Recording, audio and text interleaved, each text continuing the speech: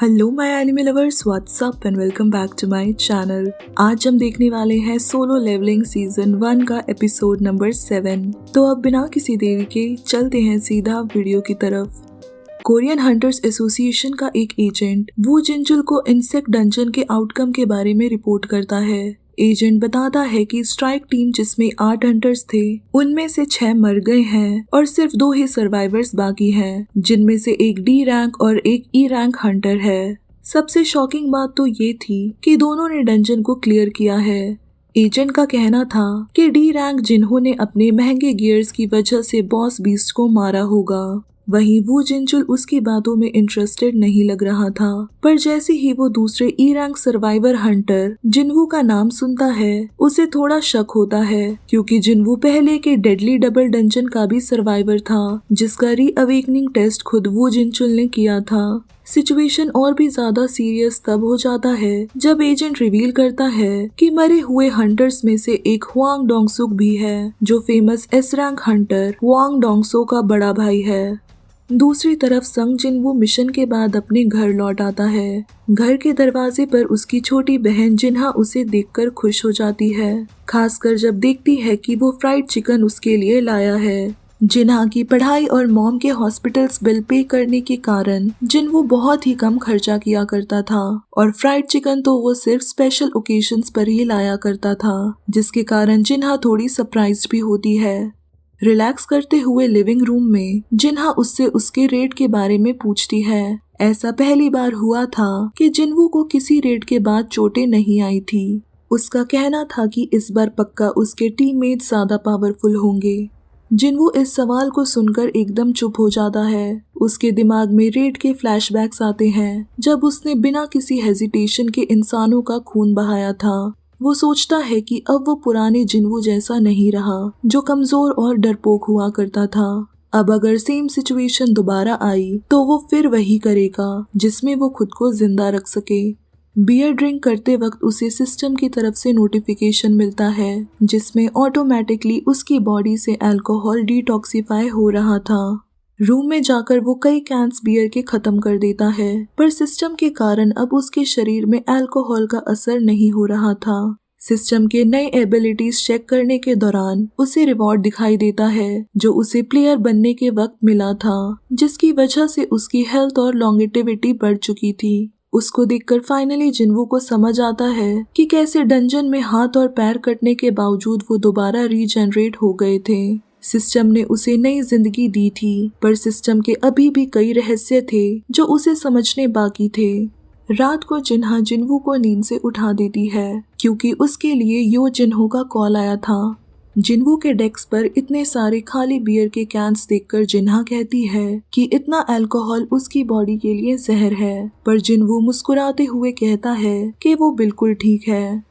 जिन्हो ने जिनवू को कैफे में मिलने बुलाया था, जहां पर वो उसकी जान बचाने के लिए उसका शुक्रिया अदा करता है। जिनवू भी उसका शुक्रिया अदा करता है कि उसने हुआंग की मौत को सीक्रेट रखा। जिन्हो चाहता था कि जिनवू उसके स्ट्राइक टीम का पार्ट बने, लेकिन जिनवू उसकी पूरी बात सुनने से पहले ही मना कर देता है। जिन्हो इतनी इजीली गिव अप नहीं करना चाहता था, इसीलिए वो अपना गिल्ड मास्टर बनने का सपना बताता है, जिसके लिए उसे बस 19 रेड्स पूरी करनी थी। पर फाइटिंग स्किल्स अच्छी ना होने के कारण उसे जिनवू की मदद चाहिए थी। अपने बैकग्राउंड के बारे में बताते हुए वो एक्सप्लेन करता है कि उसके फादर यूजिन कंस्ट्रक्शन के मालिक हैं, जो एक नई गिल्ड की प्लानिंग कर रहे हैं, जिसमें एक S rank Hunter guild master बनेगा और जिन्हो का बड़ा भाई यो जिंगसुंग वाइस गिल्ड मास्टर होगा।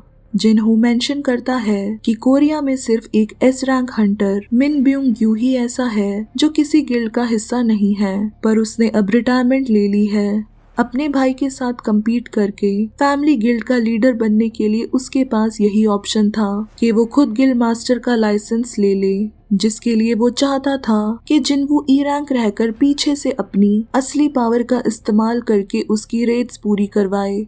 अपनी तरफ से बेस्ट एफर्ट लगाते हुए वो जिनवू को इसमें शामिल करने के लिए उसे 30 बिलियन का ऑफर देता है। अपनी यूनिक एबिलिटी, लेवल अप करने की पावर और किसी के साथ मिलकर काम करने की कॉन्सिक्वेंसेस को देखते हुए जिनवू उसके इस ऑफर को ठुकरा देता है। बात ना बनने के कारण जिन्हो आखिरी ट्राई करते हुए जिनवू को डराने की कोशिश करता है कि अगर वो उसकी बात मान लेगा तो उसका हुआंग को मारने का सीक्रेट किसी को वो नहीं बताएगा। इस धमकी के बाद जिनवू बस एक डेडली स्टेयर देके वहां से बिना कुछ बोले चला जाता है। दूसरी तरफ अमेरिका में हुआंग डोंगसू को खबर मिल चुकी थी कि इंसेक्ट डंजन के सिर्फ 2 सर्वाइवर्स हैं और उसका बड़ा भाई हुआंग डोंगसुक मर चुका है। डोंगसू ये सुनते ही गुस्से में अपना फोन क्रश कर देता है। वो लॉरा से पूछता है कि अगर दूसरी कंट्री में वो किसी का मर्डर कर दे तो इसके कॉन्सिक्वेंसेस क्या होंगे। लॉरा थोड़ा शॉक होती है पर फिर बताती है कि उस कंट्री के कानून के हिसाब से उसकी गिरफ्तारी होगी या तो उसे वापस अपने देश भेजकर उस पर कार्रवाई की जाएगी और हो सकता है कुछ नेगोशिएशन के बाद पनिशमेंट कम हो जाए। डोंगसो अपनी बिजी स्कैवेंजर गिल्ड शेड्यूल की वजह से अभी एक्शन नहीं ले सकता था, पर वो प्लान बनाता है कि कमिटमेंट्स कंप्लीट होने के बाद वो इस पर कुछ करेगा। जब वो जिन्हो और जिनवू के प्रोफाइल्स देखता है तो गुस्से में फाइल को भी क्रश कर देता है, अपने मन में डिसाइड करते हुए कि वो अपने भाई का बदला लेगा। दूसरी तरफ पार्क में जिनवू और जिन्हा जॉगिंग से पहले वार्म अप कर रहे होते हैं। जॉगिंग के दौरान वो जिन्हा से पूछता है कि अगर उसके पास 13 बिलियन हो तो वो उनका क्या करेगी। जिन्हा थोड़ा सोचकर कहती है कि वो माँ के हॉस्पिटल्स के बिल को पे करके अपने कॉलेज की फीस देगी और बाकी बचे हुए पैसों को सेव करेगी। जिनवू उसकी बात से एग्री करता है और फिर सडनली अपनी स्पीड बढ़ाकर जिन्हा को उसे पकड़ने के लिए कहता है। कुछ देर के बाद जब जिनवू रुककर अपनी डेली क्वेस्ट के प्रोग्रेस को चेक करता है तो उसे पता चलता है कि क्वेस्ट ऑलरेडी कंप्लीट हो चुका है। थकी हुई जिन्हा आखिरकार उसे कैच कर लेती है, पर जिनवू डिसाइड करता है कि वो अपनी ट्रेनिंग को कंटिन्यू करेगा। उसे ये देखकर थोड़ा अजीब लगता है कि रनिंग का नंबर अभी भी बढ़ रहा है जबकि उसका वो क्वेस्ट पूरा हो चुका है। वो अपनी डेली रिक्वायरमेंट्स का डबल कंप्लीट करता है जिससे सिस्टम की तरफ से उसे रिवॉर्ड के तौर पर लूट बॉक्स मिलता है जिसमें से उसे एस रैंक डीमन कासल की की मिलती है। उसके बाद सिस्टम उसे कासल के रिवॉर्ड एलिक्सियर ऑफ लाइफ के इंग्रेडिएंट्स की इंफॉर्मेशन डिस्प्ले करता है, एक ऐसा पोशन जो सारी बीमारियों का इलाज कर सकता है, शायद जिनवू की माँ की भी, जो अभी हॉस्पिटल में इटर्नल स्लीप में है। जिनवू ये चांस मिस नहीं करना चाहता था, चाहे फिर इसके लिए उसे एस रैंक के खतरनाक बीस्ट का सामना क्यों ना करना पड़े। बिना टाइम वेस्ट किए वो की यूज करता है और डंजन के अंदर एंटर कर जाता है। अंदर जाते ही वो देखता है कि वो एक जलते हुए शहर के बीच में खड़ा है और अगर कुछ भी गड़बड़ होती है तो वो टेलीपोर्टेशन स्टोन का इस्तेमाल कर लेगा जो कि उसे इंस्टेंट डंजन से मिली थी।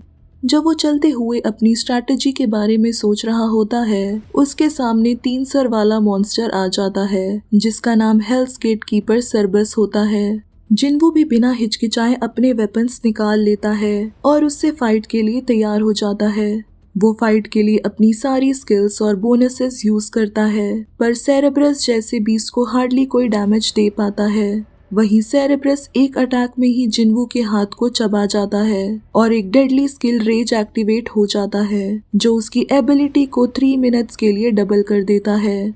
जिनवू का एचपी हर बार पे इतना कम होते जा रहा था कि उसका बच पाना अब नामुमकिन लग रहा था। वो फुल रिकवरी का यूज करता है पर फिर भी फाइट में सेरेब्रस को डोमिनेट नहीं कर पाता। एचपी इतनी कम हो चुकी थी कि उसे लगातार सिस्टम की तरफ से रेड अलर्ट वार्निंग मिल रही थी। वो अपनी जान बचाने के लिए टेलीपोर्टेशन स्टोन का इस्तेमाल करने का फैसला करता है, लेकिन सेरेब्रस के लगातार अटैक से स्टोन गिर जाता है। सेरेब्रस की नजरों से बचते हुए वो सेफ प्लेस में जाकर सोचने लगता है कि वो उसे कैसे हरा सकता है। उसकी नजर अपने पिछले मिशन से मिले कसाका वेनम ग्लैंड पॉइजन पर पड़ती है जिसका इस्तेमाल उसने पहले डर के मारे नहीं किया था। अब उसके पास उसे इस्तेमाल करने के अलावा कोई ऑप्शन नहीं था। जिनवू को भरोसा था कि इससे वो इम्यून हो सकता है।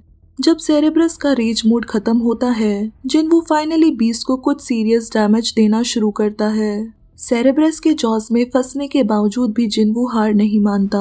वो लगातार उसकी आंखों में डैगर को स्टैब करता रहता है और आखिरकार सेरेब्रस गिर जाता है और जिनवू राहत की सांस लेता है। उसकी हालत काफी नाजुक हो चुकी थी। लेवल अप करते ही उसके सारे घाव हील हो जाते हैं। रिवॉर्ड्स में उसे एक की मिलती है जो डीमन कासल के अंदर जाने का रास्ता खोलती है। साथ ही उसे एलिक्सियर ऑफ लाइफ बनाने की रेसिपी भी मिल जाती है, जिसमें बताया जाता है कि उसे डीमन कासल के अंदर से 3 रेयर इंग्रेडिएंट्स कलेक्ट करने हैं, जिनका इस्तेमाल करके वो एलिक्सियर ऑफ लाइफ को बना पाएगा, जिन वो अपने आप से प्रॉमिस करता है कि वो दोबारा यहाँ वापस जरूर आएगा और ये इंग्रेडिएंट्स हासिल करेगा। सो हे गाइस, अगर ये वीडियो आप सबको पसंद आई है then don't forget to like, share and also subscribe to my channel. और बाकी के सोलो लेवलिंग के एपिसोड्स को चेकआउट करना मत भूलना।